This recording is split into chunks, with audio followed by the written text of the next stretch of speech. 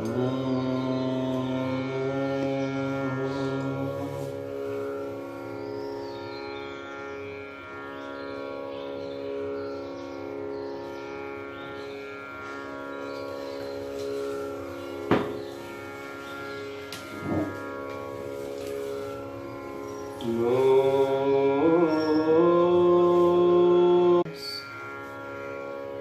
To poor wireless दिखा रहा है, वायरलेस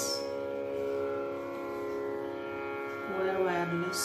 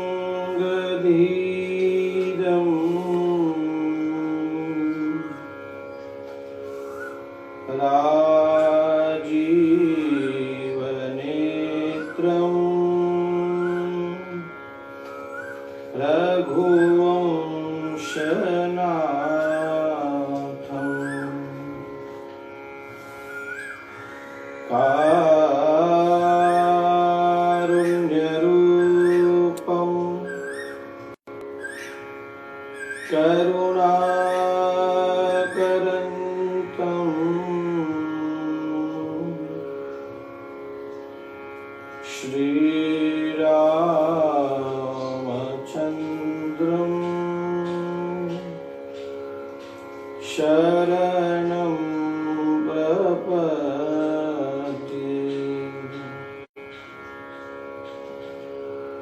मनोजवं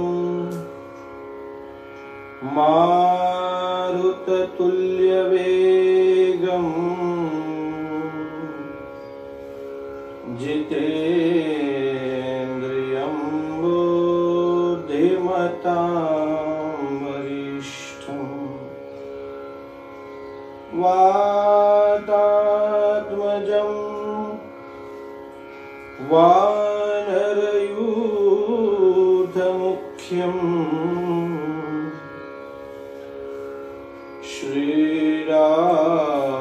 श्रीरामदूतं शरणं प्रपद्ये।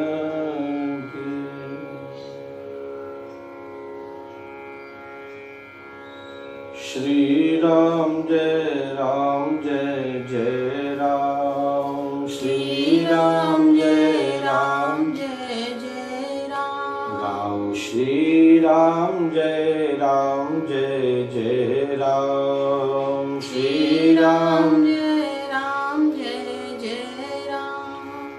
श्रीराम जय जय राम, श्रीराम जय जय राम। श्रीराम जय जय राम, श्रीराम जय जय राम। गाओ श्रीराम जय जय राम, श्रीराम जय जय राम। श्रीराम जय जय राम, श्रीराम जय जय राम। श्रीराम जय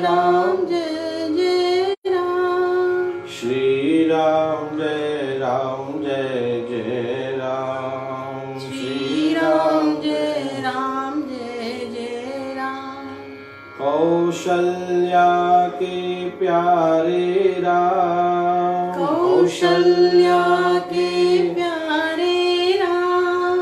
दशरथ राज दुलारे राम, दशरथ राज दुलारे। गाओ श्रीराम जय जय राम, श्रीराम जय जय राम।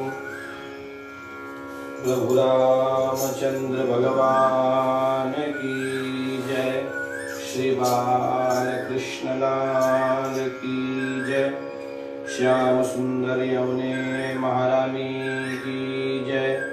सरजू मैया की जय, चारों भैया की जय। पूज्यपाद गोस्वामी तुलसीदास जी महाराज की जय। श्री हनुमान जी महाराज की जय। श्री लक्ष्मी नारायण भगवान की जय।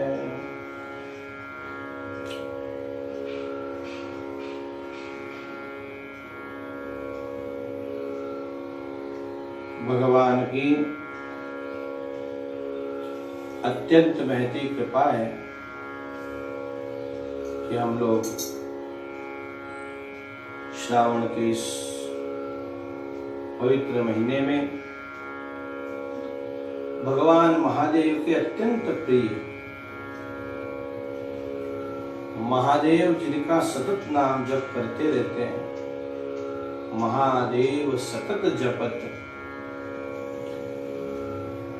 दिव्य राम नाम, ऐसे भगवान मर्यादा पुरुषोत्तम श्री रामचंद्र जी का चरित्र कथा हम लोग श्रवण कर रहे हैं।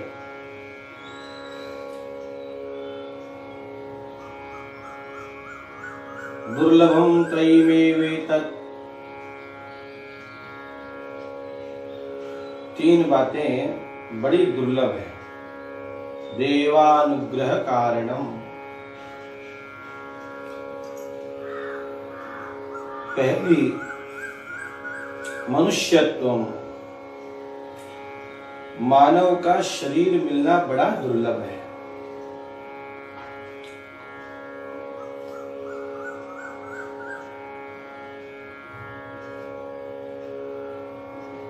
भगवान स्वयं उत्तरकांड में कहते हैं, बड़े भाग मानुष तन पावा,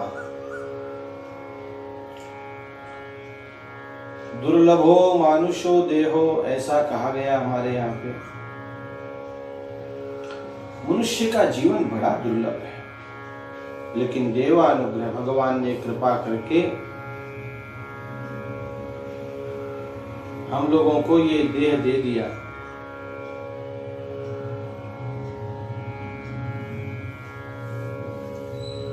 अब इस देह को यूं ही नहीं खपा देना, ऐसे ये देह न चला जाए, इसका सदुपयोग कर लिया जाए।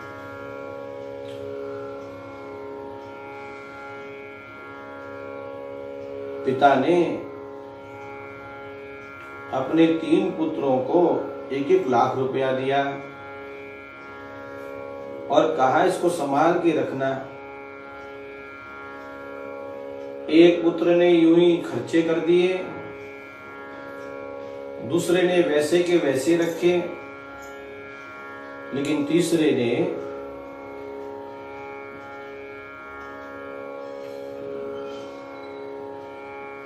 उस 1 लाख के 5 लाख कर लिए। एक साल के लिए दिया था पिता ने, कहा था 1 साल के बाद मैं लूंगा, तो उसने व्यापार में लगा दिए और 1 साल में 1 लाख का 5 लाख कर लिया उसने। पिता ने दिए तो तीनों को बराबर थे।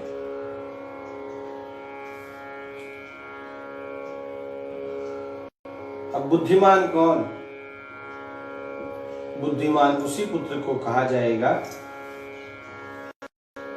जिसने एक वर्ष में 1 लाख का 5 लाख कर लिया। चूं कर दो थोड़ा सा, ठीक है।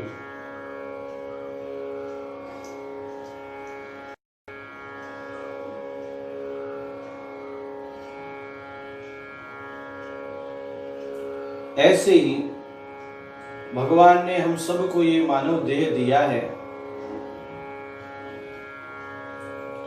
तो इसका सदुपयोग कर लिया जाए। आहार निद्रा भयमैथुनं च सामान सामान्यमेतत् पशुभिर्नराणाम्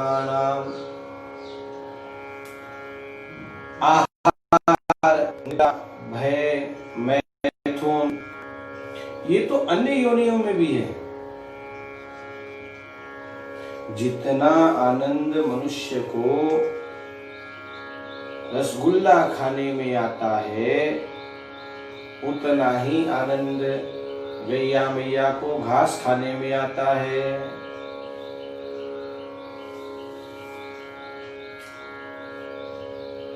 अन्य अन्य योनियों में जो जो उनके पदार्थ हैं भोजन के, उतना ही आनंद उनको उनमें आता है।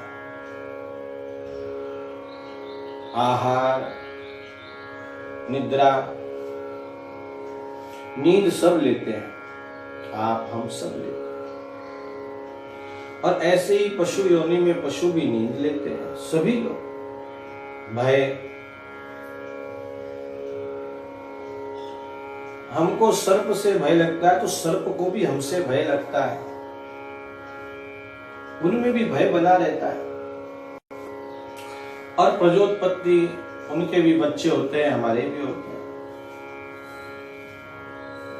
तो उनमें और हमें भेद क्या रह गया फिर? धर्मो हि तेषां, हमें धर्म अधिक है। मनुष्य विवेकी प्राणी है, अभी आएगा मानस में, आगे आएगा। हम लोग विचार कर सकते हैं, पशु विचार नहीं कर सकते। हमारे पूज्य गुरुदेव जब श्रीमद् भागवत का आरंभ करते हैं तो वो यहीं से करते हैं कि नैमिषारण्य की पुण्य स्थली में 88,000 ऋषि विराज रहे हैं और सुत जी महाराज व्यास गादी पर बैठे हैं और विचार कर रहे हैं।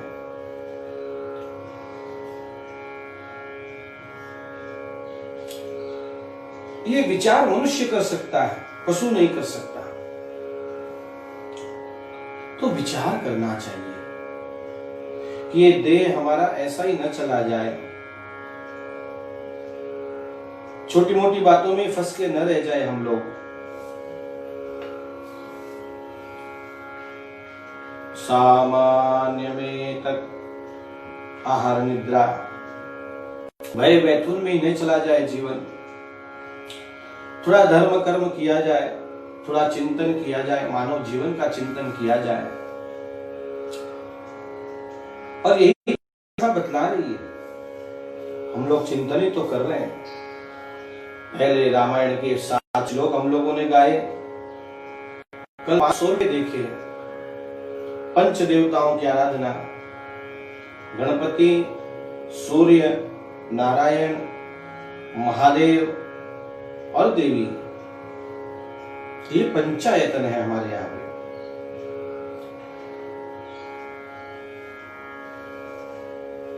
अब गोस्वामी जी चौपाइयों में लिखना आरंभ कर रहे हैं। मैंने कहा था कि आप रामायण लेकर बैठिए, तो हमारे दिल्ली से हमारी सीता देवी जी का फोन आया कि आप कहाँ गा रहे हैं, पता ही नहीं। तो मैं बता रहा हूँ, बिल्कुल आरंभ में ही हम लोग कर रहे हैं। कल परसों ही हम लोगों ने आरंभ की है कथा, आज तीसरा दिन है। तो 7 श्लोक और 5 सोरठे के पश्चात अब जो पहली चौपाई गोस्वामी जी लिख रहे हैं, वहां से हम लोग आरंभ कर रहे हैं। तो गाइए। वंदऊ गुरु पद पदुम परागा, वंदऊ गुरु पद पदुम परागा, सुरुचि सुबास सरस अनुरागा, सुरुचि सुबास सरस अनुरागा, यमूरी मय चूरन चारु, समन सकल भवरुज परिवारो सुकृति संभूतन विमल विभूति मंजुल मंगल मोद प्रसूति जन मन मंजु मुकुर मलहरनी किए तिलक गुण गण बस करनी श्री गुरुपद नखमणि गण ज्योति सुमिरत दिव्य दृष्टि हिय होती दलन मोह तमसो सप्रकाशु बड़े भाग उर आवई जासु उगरहि विमल बिलोचन ही के मिटहि दोष दुख भवरजनी के सुजहि राम चरित मनि मानिक गुप्त प्रकट जह जो जहि खानिक जय सिया राम जय जय सिया राम जथा सुअंजन अंजि द्रुग जथा सुअंजन अंजि द्रुग साधक सिद्ध सुजान कौतुक देखत सैल बन भूतल भूरि निधान गुरुपद रज मृदु मंजुलयंजन नयन यमीय द्रुगोष विभंजन तेहि करी विमल विवेक विलोचन बरनऊ राम चरित भव मोचन। यहाँ तक गुरु गीता का पाठ है। ऊपर की 8 चौपाइयां, फिर एक दोहा और फिर 2 चौपाइयां। ये कुल 10 चौपाइयां और एक दोहा। इसमें गुरु गीता का इसको संतों ने नाम दिया है। अपने जीवन में हम लोग ज्योतिष को मानने वाले लोग हैं। यदि गुरु ग्रह की कोई अनिष्ट दिखता हो तो इन चौपाइयों का नित्य पाठ करना चाहिए, तो गुरु बल अपने आप बढ़ता है। गोस्वामी जी 7 श्लोक और 5 सोरठे के पश्चात गुरु वंदना से ही ग्रंथ का आरंभ कर रहे हैं। आप देखो, बिन गुरु भवनिधि तरई न कोई, बिना गुरु के संसार से उद्धार नहीं है, नहीं है, नहीं है। कुछ लोगों ने कहा हमारे यहाँ पे कि भगवान को गुरु मान, और है भी हमारे यहाँ, ऐसा नहीं है।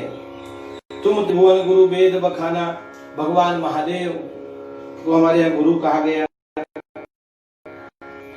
गुरुदेव की नाई, हनुमान जी महाराज को गुरु कहा गया। जय जय जय हनुमान गोसाई, कृपा करो गुरुदेव की नाई, हनुमान जी को गुरु कहा गया। और ये तो जगत प्रसिद्ध है, कृष्णम वंदे जगत गुरु। भगवान कृष्ण जगत गुरु है। भगवान को गुरु बनाओ, मनुष्य के में क्या रखा है, ऐसा कहने वालों के भी गुरु हुए हैं भाई। आप इस बात को समझिए। हमारे यहाँ एक कहावत प्रचलित है और बहुत से लोग कहते भी हैं, पानी पियो छान के और गुरु बनाओ जान के। अब मैं आपसे ये प्रश्न कर रहा हूं कि यदि आप ही गुरु की परीक्षा ले लेंगे तो गुरु बड़ा हुआ कि आप बड़े हुए? बिल्कुल सीधी सी बात है। परीक्षक हमेशा बड़ा होता है, परीक्षा देने वाला छोटा होता है। अब आप गुरु जी की परीक्षा लोगे और तब उनको अपने गुरु बनाओगे तो आप बड़े हो गए, तो वो गुरु कहां रहेंगे फिर? आप ये एक बात निश्चित मान लीजिए कि छोटी से छोटी विद्या भी सीखनी हो तो हमको गुरु बनाना पड़ता है। तो इस संसार सागर से पुस्तकें पढ़कर और ऐसे करके हम तैर जाएंगे क्या?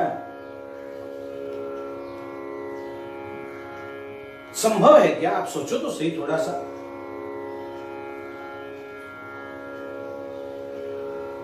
अच्छा, जिसने कहा कि आप गुरु मत बनाओ, बिना गुरु के उद्धार हो जाएगा, कृष्ण भगवान को गुरु मान लो, तो आपने उनकी बात मानी तो आपके गुरु हो गए कि नहीं? खाली कान में मंत्र फूंकना ही थोड़ी गुरु बना होता है।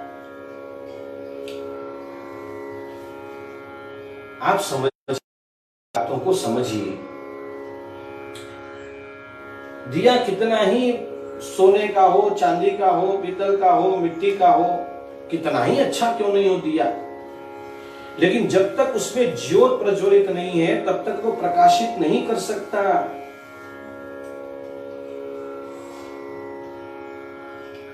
गुरु मिलने कठिन हो गए, गुरु मिलते नहीं है। अरे भाई, आप अच्छे शिष्य बन जाइए, गुरु की कोई कमी नहीं है हमारे यहाँ पे। इस समय तो बहुत सुंदर काल चल रहा है, इतने बड़े बड़े महात्मा हमारे यहाँ विराज रहे हैं।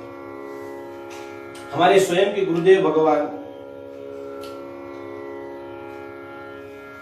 विद्वत्ता की सर्वोच्च शिखर जो छू सकते हैं, जो कोई छू सकता है उसको छू रखा उन्होंने। ज्ञान की कोई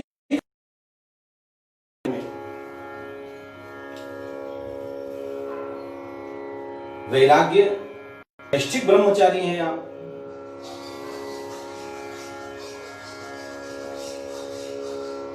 कोई कमी नहीं, और केवल ज्ञान और वैराग्य नहीं, उतनी ही भक्ति कूट कूट के भरी है।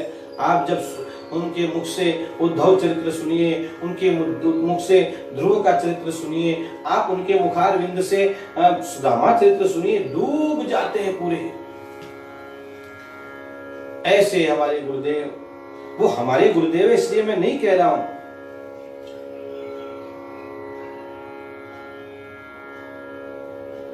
लेकिन हम सच में हम अपने आप को बहुत धन्य मानते हैं कि हमें ऐसे सद्गुरु मिले।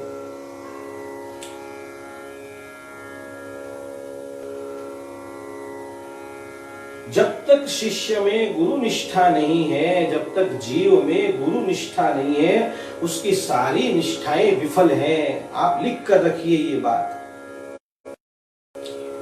जब तक संपूर्ण समर्पण नहीं है गुरु के प्रति, तब तक शास्त्र भी आपको खोलेंगे नहीं, शास्त्र भी अपना रहस्य बताएंगे नहीं। हमारे अयोध्या के मैंने जिनको याद किया पहले दिन, साकेतवासी श्री कृपा शंकर जी रामायणी। आप तो कहते जब तक लंगोटी धोगे नहीं तब तक ज्ञान नहीं आएगा गुरु की। आजकल लोगों को लगता है कि बस कोई ऐसा गुरु मिल जाए जो माथे पे हाथ रख दे और बस हो जाए, सिद्धियां मिल जाए। ऐसा संभव नहीं है। गुरु जी के समीप रहकर उनकी सेवा करनी होती है, अपना सर्वस्व इच्छावर करना होता है, तब जाकर ज्ञान, भक्ति, वैराग्य की धाराएं बहती हैं। हमारे जितने आचार्य हुए हैं उनकी गुरु निष्ठा देखिए, जितने आचार्य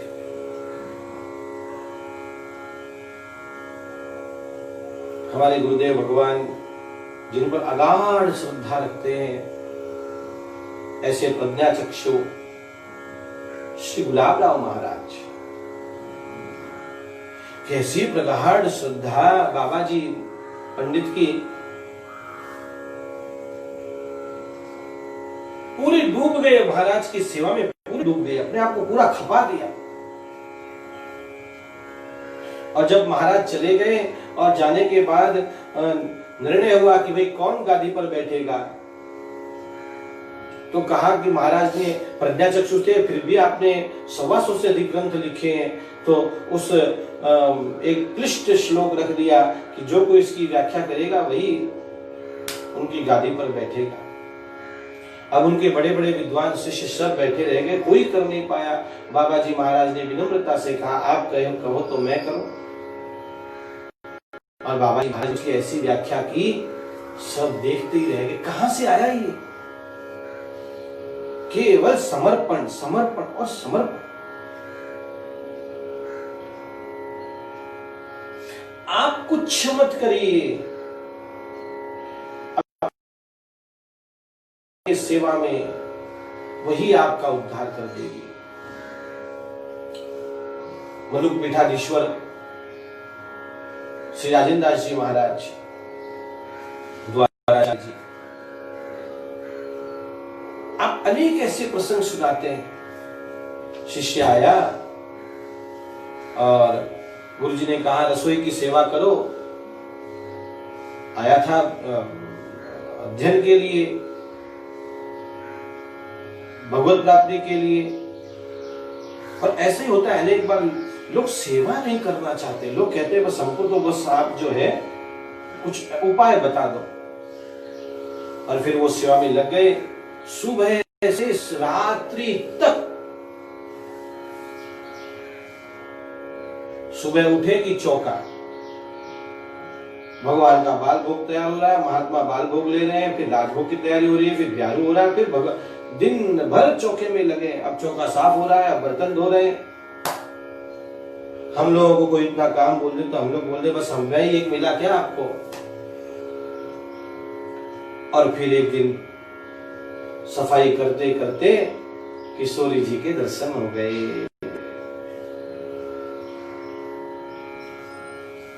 भगवत प्राप्ति सहज हो गई।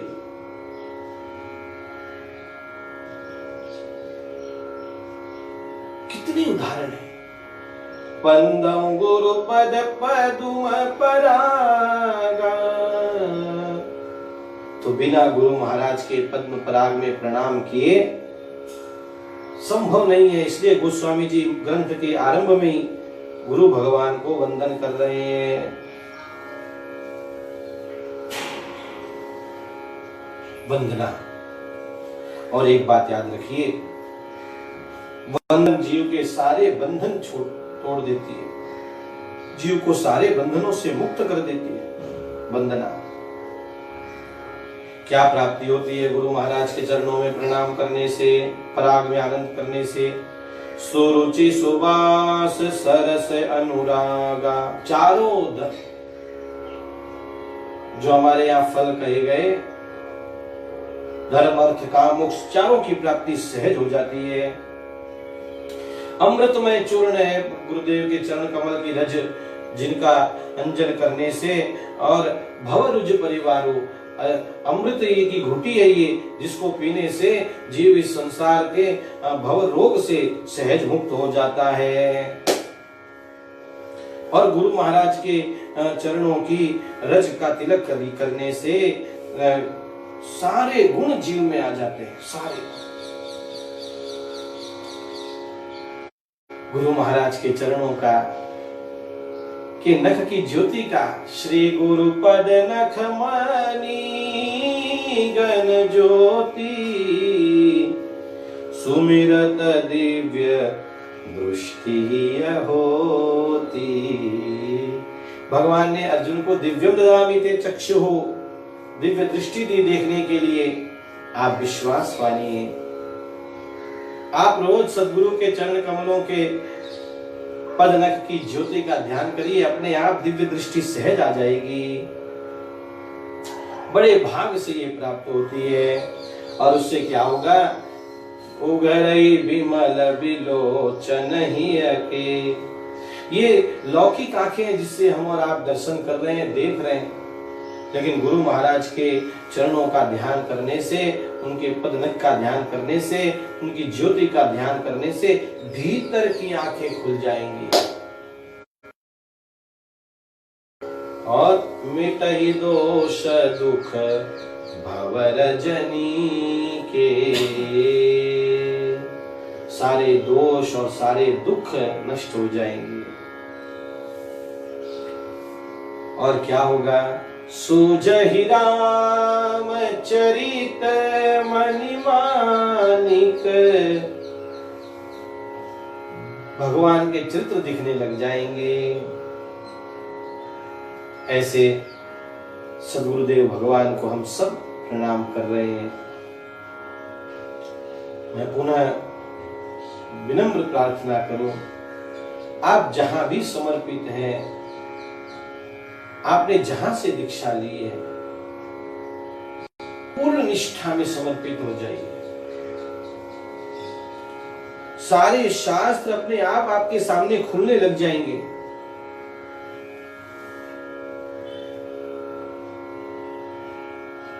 अरे भगवत प्राप्ति होने के पश्चात भी यदि गुरु नहीं है तो भगवान को वो भी प्रिय नहीं है।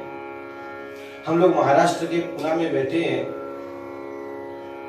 कितने बड़े संत हुए जिन्होंने भगवान नाम का कितना प्रचार प्रसार किया। ऐसे हमारे नामदेव जी महाराज, जिन्होंने नाम का बहुत प्रचार किया। नाना जी ने कहा, नाना जी गए और ये बैठ गए दूध पिलाने के लिए पंढरीनाथ को। भगवान प्रकट होना ही पड़ा भगवान को। और फिर जब बड़े हुए और संतों की सभा बैठी तो कौन कच्चा घड़ा है ऐसा पता लगाओ भाई। तो मुक्ताबाई गई और नामदेव जी के सर पे हाथ लगाया तो बोला ये कच्चा घड़ा है। नामदेव जी को बड़ा गुस्सा आया कि मैं रोज बात करता हूं भगवान से और कहते हैं कच्चा घड़ा है। तो भगवान पंढरीनाथ से झगड़ा कर लिया उन्होंने।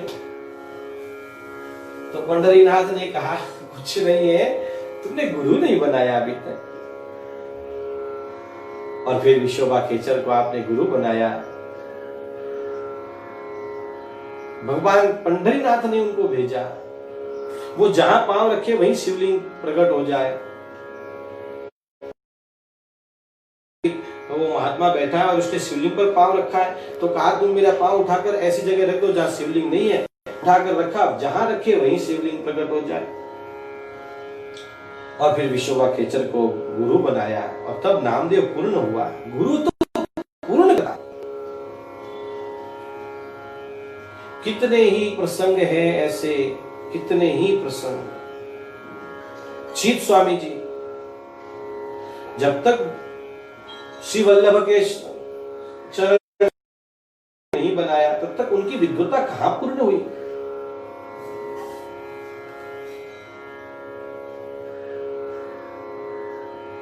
मलुक पीठाधीश्वरी कथा कहते हैं, अभी उनका नित्य पत्रिका का प्रवचन आ रहे हैं, आप भी सुनिए।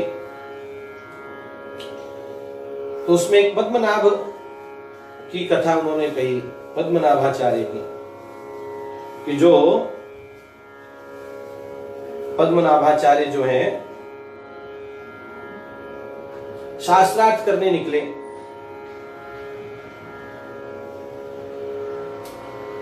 और इतने बड़े विद्वान सबको हराते जाए, सबको हराते जाए। और हराते उनके ध्यान में आया चलो काशी चलते हैं। और वो काशी आए। अब काशी के विद्वानों में हड़कंप मच गई। तो काशी के विद्वानों ने भगवान महादेव से, तो भगवान महादेव ने घोषणा की और सभी विद्वानों ने सुनी कि आप सब कबीर के पास जाओ, महात्मा कबीर। और वे सब विद्वान भगवान महादेव ने कहा तो जाना ही पड़ेगा।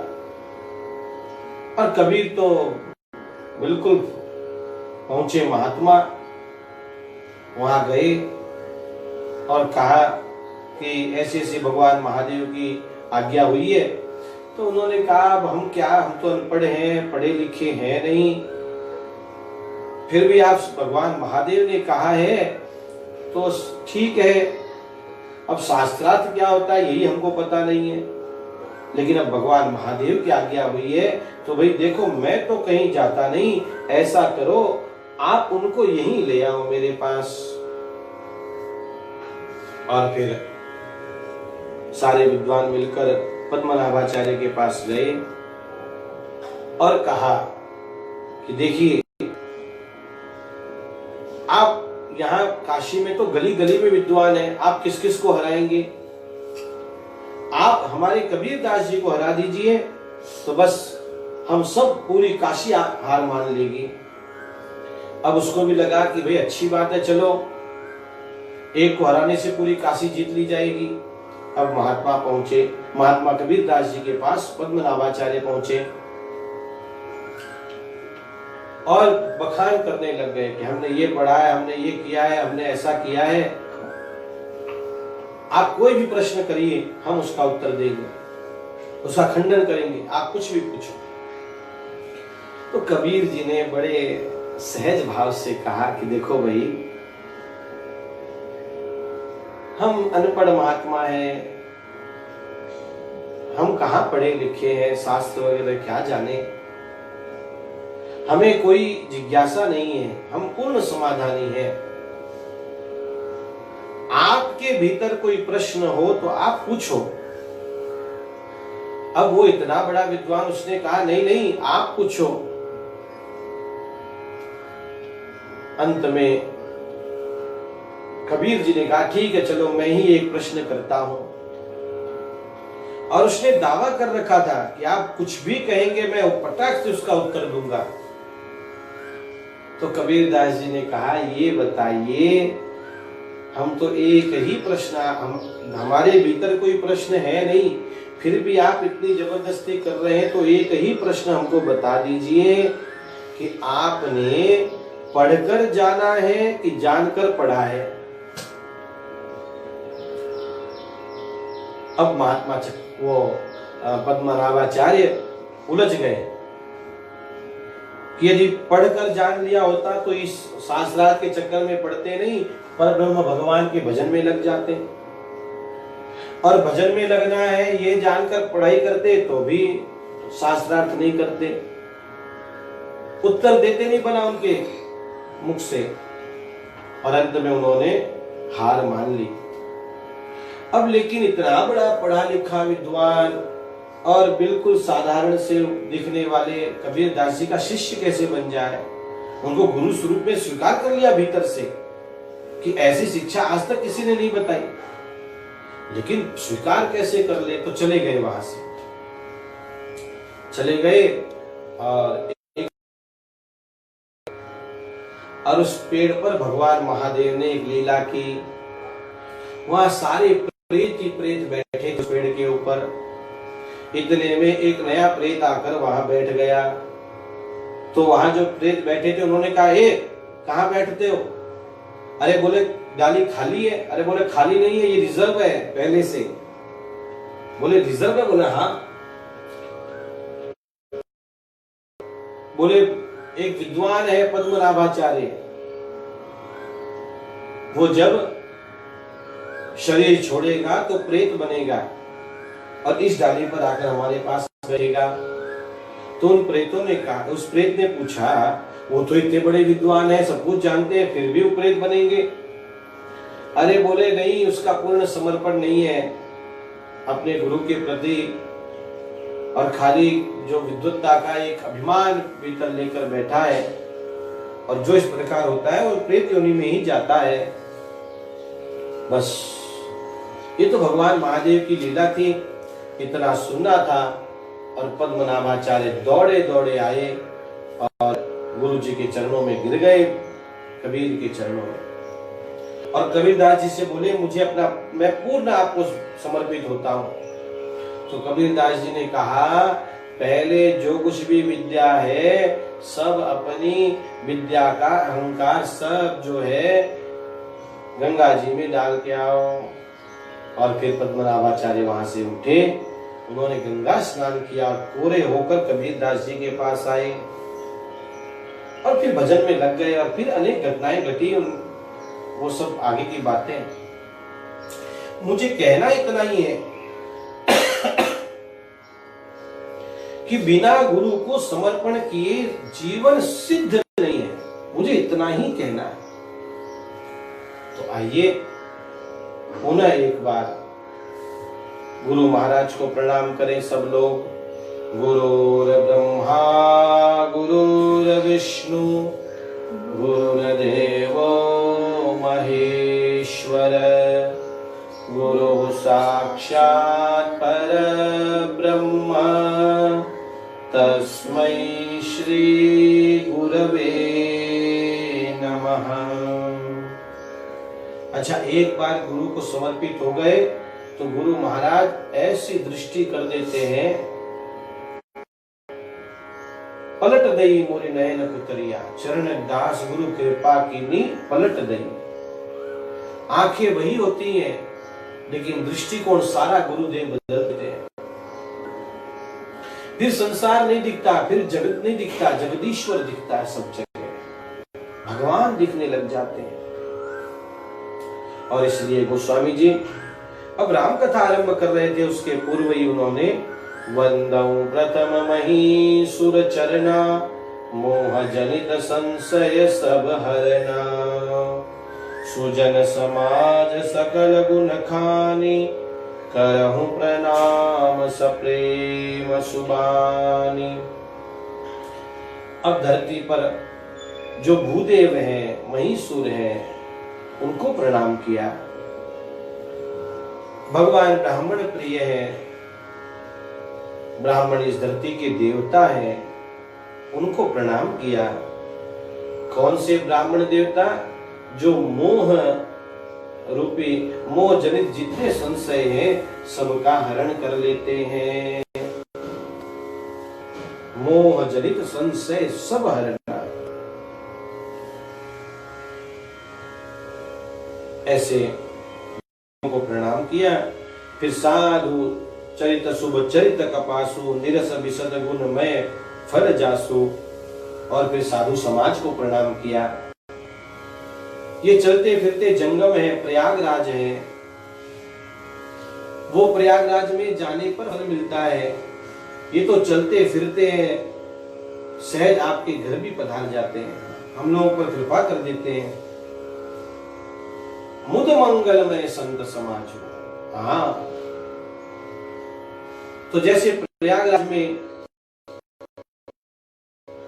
तीन भागों का मिलना है, भक्ति, ज्ञान और गंगा, यमुना और सरस्वती का, ऐसे ही महात्माओं में तीन धाराएं मिलती हैं। गोस्वामी जी कह रहे हैं, राम भक्ति जह सुर सरिधारा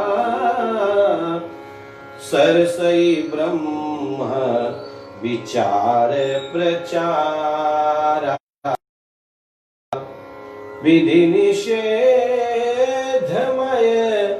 कलिमल हरनी करम कथा रवि नंदनी बरनी। महात्माओं में भगवान की भक्ति भरी होती है। राम भक्ति जह सुरसरी धारा, गंगा जी का प्रवाह क्या है? इनमें राम भक्ति है, भगवान की भक्ति है। देखो अपनी कली काल में अपने आप को पुजवाना एक सहज, अब क्या कहें, अब एक सहज वृत्ति हो गई है। लेकिन महात्मा कौन, संत कौन, जिसमें भक्ति की धारा निरंतर बहती हो? किसकी? भगवान की भक्ति। इसलिए हमारे यहां महाराष्ट्र में जितने संत महात्मा हुए ना, सबने भगवान को पुजवाया। देखो, जय जय रघुवीर समर्थ। हमारे रामदास स्वामी कितने हनुमान जी के मंदिर बनाए, कितना जप, करोड़ों जप किया उन्होंने। ज्ञानेश्वर माउली, ज्ञानेश्वर महाराज ने पंढरीनाथ को पूजा, अभी पाल की गई। जिनके भीतर भगवत भक्ति की धारा निरंतर बहती है, वे संत हैं। और कर्म कथा, समाज उपयोगी जो कर्म करते हैं, रवि नंदिनी वो यमुना है। तो महात्मा ये दो कार्य करते हुए तो दिखते हैं, भगवान की भक्ति करते हुए भी दिखते हैं और कुछ समाज सेवा आदि भी करते हुए दिखते हैं। ब्रह्म विचार प्रचारा, आप प्रयाग गए हो तो आपको पता हो कि प्रयागराज में सरस्वती लुप्त है, दिखती नहीं है, 3 धाराओं का मिलना है। ऐसे ही महात्मा कब विचार करते हैं ये पता नहीं चलता। अनेक बार हम लोग ऐसी धारणा कर लेते हैं, देखो वो तो ऐसे काम में लगे हैं और समाज सेवा कर रहे हैं। नहीं नहीं, महात्मा विचार कब करते हैं वो वही जानते हैं। माताएं बेड़ी बनाती है, चोटी बनाती है माताएं, तो चोटी में भाग करती हैं बालों के, आपको भी पता ही है, बालों के 3 भाग करती है और फिर चोटी गूंथती है, बेड़ी को गूंथती है वो। तो दिखते समय 2 ही दिखती है लेकिन है 3। ऐसे ही महात्माओं में विचार रूपी जो सरस्वती है वो दिखती नहीं है, लेकिन वो विचार करते हैं तभी तो सब आगे का कार्य करते हैं। फिर कहते हैं बट विश्वास चल निज धर्म। महात्माओं में बट वृक्ष क्या है? विश्वास। हमने परसों भी देखा, श्रद्धा विश्वास रूपिणो, बिना विश्वास के कुछ नहीं है। और इसलिए अचल निज धर्मा, तीर्थ राज समाज सुकर्मा। ये ऐसा तीर्थराज है संतों का, महात्माओं का, जो सब ही सुलभ, सब दिन सब देशा। एक प्रयागराज तो उत्तर प्रदेश में एक ही जगह हम लोगों को मिलता है, लेकिन ये प्रयागराज संतों का प्रयागराज, और अच्छा वो सबको सुलभ भी नहीं है। वो आप चाहें कि तुरंत चले, आप लॉकडाउन है कहां जाएंगे अब तो, लेकिन ये ऐसा है सब ही सुलभ, सबको सुलभ है, सब दिन सुलभ है और सब देश में सुलभ है। और क्या होता है? सेवत सादर समन कलेसा। इनकी आदर पूर्वक सेवा करने से सारे क्लेश चले जाते हैं।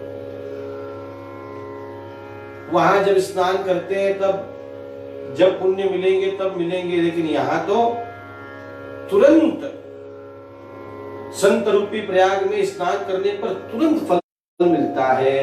मज्जन फल पैखिय तत्काला,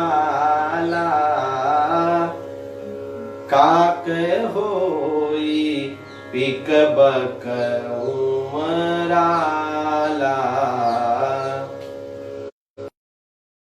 ये ऐसा प्रयागराज है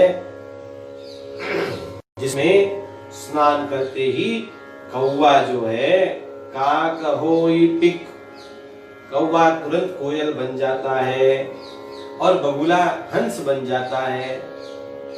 अब शरीर बदलने की बात यहां नहीं कह रहे, शरीर तो वही रहता है लेकिन जीव का स्वभाव बदल जाता है। मधुर वचन बोले तब कागा, रामायण में कौवा भी मधुर बोलता है। हमारे काकभुसुंडी जी मधुर वचन बोले तब कागा, मधुर वचन बोले, ये संभव है क्या? संभव है, भगवान की भक्ति से, सत्संग से संभव है। फिर कह रहे सुनी आचर्य करे जनि कोई, सत्संगति महिमा नहीं कोई। अरे कोई ये सुनकर आश्चर्य करे तो कोई बड़ी बात नहीं है, क्योंकि सत्संग की महिमा कहीं छुपी नहीं है। कोई ये आश्चर्य नहीं करे ये सुनकर कि ऐसा हो सकता है क्या, रेसिपी नहीं है। पूछो वाल्मीकि जी से, वाल्मीकि। अब वो इतिहास वाल्मीकि जी का आप सब जानते हैं। नारद जी मिले और कहा कि इतने काट पीट करते हो, मारते हो लोगों को, किसका दोष, किसको? बोले परिवार के लोगों के लिए करता हूं। अरे उनसे पूछो तो सही एक बार। उनसे पूछा तो कहा आपका कर्तव्य है करना, हम क्या जाने। और फिर आ गए चरणों में और नारद जी ने राम नाम की दीक्षा दे दी।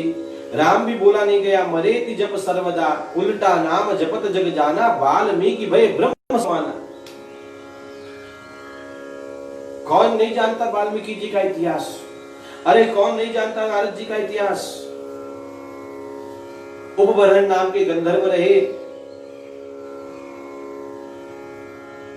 भगवान नारायण की चर्चा हो रही थी, वहीं पर अप्सराओं को लेकर चले गए और उटपटांग गीत गाने लग गए। ब्रह्मा जी ने श्राप दे दिया और धरती पर आए दासी। दासी के पुत्र ने, पिता का निधन शिशुअवस्था में ही हो गया, मां ने पाला। 5 वर्ष की अवस्था थी वाल्मीकि नारद जी की। और संतों की जमात आई, चातुर्मास किया संतों ने गांव में, तो बर्तन धोने का कार्य उनकी मां को मिला। और वो कथा सुन 5 वर्ष के नारद जी, वो बच्चा जो अब आगे नारद हो गए, इतना डूब गया भगवान की भक्ति में कि 4 महीने कब पूरे हो गए और गुरुजी जाने लग गए। और वो छोटा सा नन्हा सा 5 वर्ष का बालक रो रहा है। तो गुरुजी की दृष्टि पड़ी, उसको अपने पास बुलाया, इधर आओ, क्यों रो रहे हो? उसने कहा महाराज, गुरुदेव आप इतने दिनों से सुंदर सुंदर कथाएं कह रहे थे कृष्ण की, अब मैं सोच रहा हूं कि अब ये कथाएं कौन कहेंगे, और आप तो चले जाएंगे, चले जा रहे हैं अभी।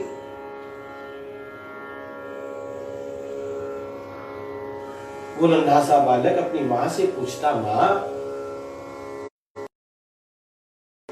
महात्मा जी जिस कृष्ण की कथा कहते हैं कन्हैया की, वो कन्हैया रहता कहाँ है? तो मां बार बार कहती, महात्मा से पूछो। और आज वो समय आया, आंखों में अश्रु है, कातर नेत्रों से निहार रहे हैं, और गुरुदेव कह रहे हैं तुम्हें कुछ पूछना है। तब छोटा सा नन्हा सा 5 वर्ष का बालक कह रहा है, गुरुदेव आप इतनी इतनी मीठी कथाएं कहते हैं कन्हैया की, उस कन्हैया के गांव जाने का रास्ता कौन सा है, ये बता दीजिए हमको।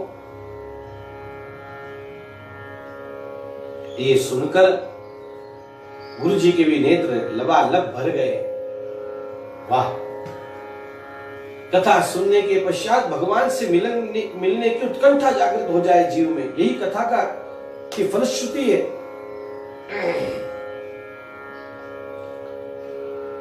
बेटे मैं तुम्हें मंत्र देता हूं, और फिर नमो भगवते तुभ्यं वासुदेवाय धीमहि प्रद्युम्नाय निरुद्धाय नमः संकर्षणाय च। और मंत्र देकर चले गए। और फिर उनकी मां भी, अब ये कथा भागवत जी में आती है, आप वहां सुनते ही हैं। और फिर मां भी भगवत धाम चली गई। और फिर छोटा सा वो बालक घर छोड़ के चला गया उत्तर दिशा में। और एक दिन भगवान ने दर्शन दिया उत्तरावस्था में, बिल्कुल अगले जन्म में तुम नारद बनोगे और हर समय मैं तुम्हारे पास रहूंगा। ये किसका प्रभाव है? ये सत्संगति का प्रभाव है। घट जोनी, अगस्त जी को पूछिए सत्संगति का प्रभाव। जल चर थल चर नभ चर नाना, जय जड़ चेतन जीव जहाना।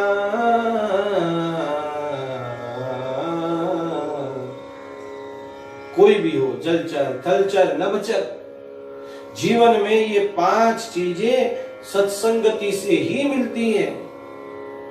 लिख लीजिए, ये 5 बातें जीवन में याद कर लीजिए, सत्संगति से ही मिलती है। मति, बुद्धि, पढ़ने से बुद्धि नहीं आती, सत्संगति से आती है। मति, कीर्ति, कीर्ति का विस्तार भी सत्संगति से होता है। गति, सुगति, ये भी सत्संगति से प्राप्त होता है। विभूति, ऐश्वर्य सत्संग से प्राप्त होता है। और भलाई, अच्छाइयां, जब जेहि जतन जहां जेहि पाई, सो जान बसत संग प्रभाऊ, लोकहु वेदन आन उपाऊ। दूसरा कोई उपाय नहीं है। और इसलिए सत्संग की बड़ी भारी महिमा कही गई है। स्वामी जी महाराज, राम सुखदास जी महाराज तो हमेशा कहते रहते, सत्संग करो, सत्संग करो। एकांत साधन से भी ज्यादा लाभदायक सत्संग है, सत्संग है। आप एकांत में साधन करते हैं, अच्छी बात है, करना ही चाहिए कुछ साधन एकांत में, लेकिन जितना लाभ सत्संग से होता है उतना लाभ किसी से नहीं होता। और अब मानस की ये चौपाई जो जगत प्रसिद्ध है, अब मानस ही प्रसिद्ध है, लेकिन ये चौपाई बहुत प्रसिद्ध है। बिनु सतसंग विवेकन होई, बिनु सतसंग विवेकन होई,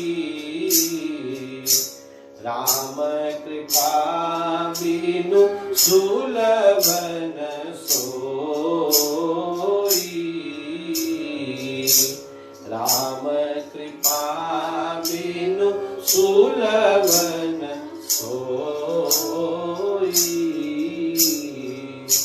बिना सत्संग के विवेक नहीं होता। बस इस एक चौपाई का चिंतन करेंगे और फिर कथा को विराम देंगे। बिनु सत्संग विवेक न होई, विवेक की जागृति सत्संग से होती है। सत्संग क्यों करना? विवेक जागृत हो जाता है सत्संग करने से। विवेक क्या है? आचार्यों से पूछिए। नित्यानित्य वस्तु विवेक। नित्य क्या है, अनित्य क्या है, ये बात ध्यान में ले लेना, इसी का नाम विवेक है।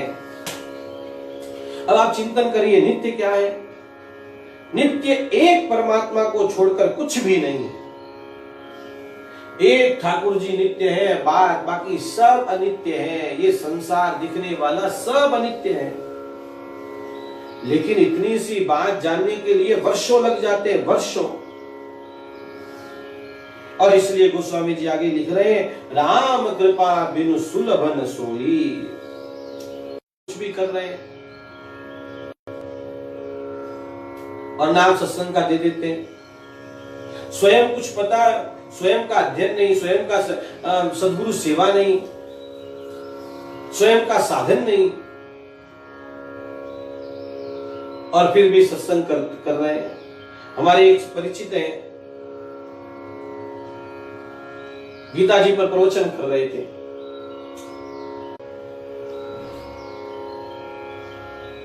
तो वे गीता जी की व्याख्या कर रहे 12वें अध्याय की। भगवान ने कहा 12वें अध्याय, मयि मने आदस्व मयि बुद्धि निवेशय, मुझे अपनी मन और बुद्धि दो।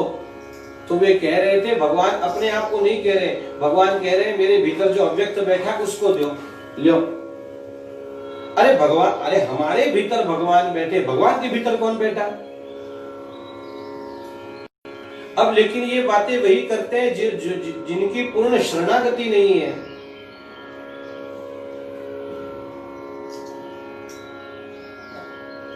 हम जीव हैं, हम जीवों के शरीर में भगवान का निवास है, हमारे भीतर भगवान है। हम जब कहते हैं कि भाई मेरी शरण, हम समझो कोई कहे तो तो भीतर जो बैठे परमात्मा उनकी शरण में जाओ। लेकिन जब भगवान गीता जी में स्वयं कह रहे हैं मयि एव, मेरी ही शरण में आओ, तो भगवान ऐसा थोड़ी कह रहे हैं कि मेरे भीतर जो बैठा है, जो भीतर से बोल रहा है, उसकी शरण में जाओ।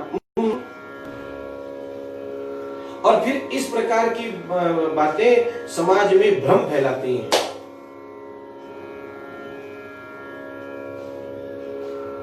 आने वाली पीढ़ी भ्रमित होती है।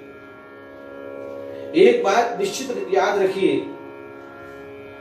कुछ बातें श्रद्धा से ही करनी होती है, उनको प्रमाणित नहीं किया जा सकता, प्रमाणित नहीं किया जा सकता, वो श्रद्धा से ही करनी होती है।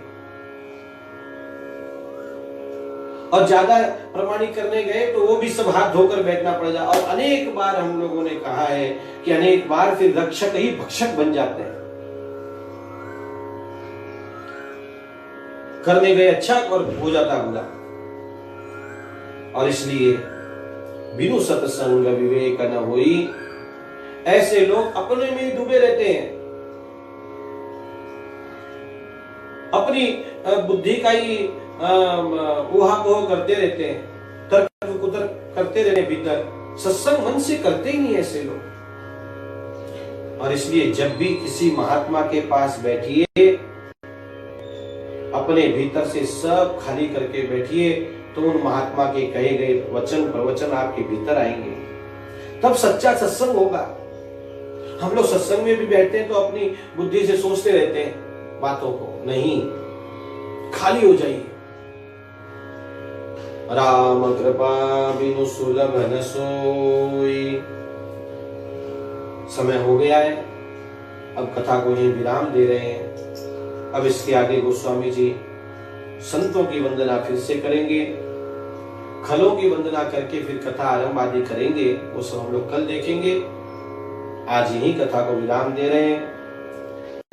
मुख्य यजमान तो ठाकुर जी ही है, और आज के दैनिक यजमान गौ ब्राह्मण संत सेवी हमारे श्री प्रदीप जी और 100 नीना जी नरेड़ी, पूना की बड़ा शालीन परिवार है। खूब भक्ति करती हैं आप भगवान की नीना जी। आज उनकी शादी की सालगिरह भी है। ठाकुर जी खूब उन पर कृपा बरसाए, हम सब पर भगवान की कृपा निरंतर बरसती रहे। इन्हीं शब्दों के साथ आज की कथा को यही विराम दे रहे। उसके पूर्व 1-2 मिनट के लिए भगवान नाम का संकीर्तन।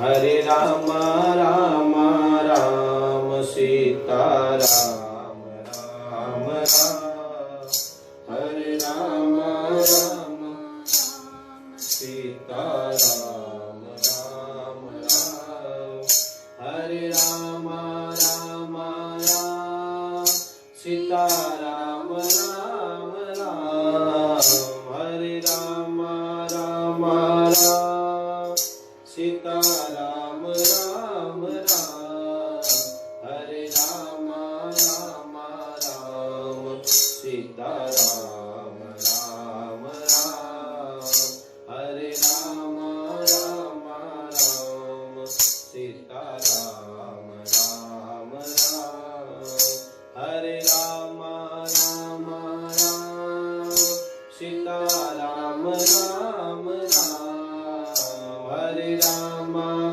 राम राम सीता राम राम राम, हरे राम राम राम सीता राम राम राम, सीता राम राम राम सीता राम राम राम। बोलिए सियावर रामचंद्र की जय।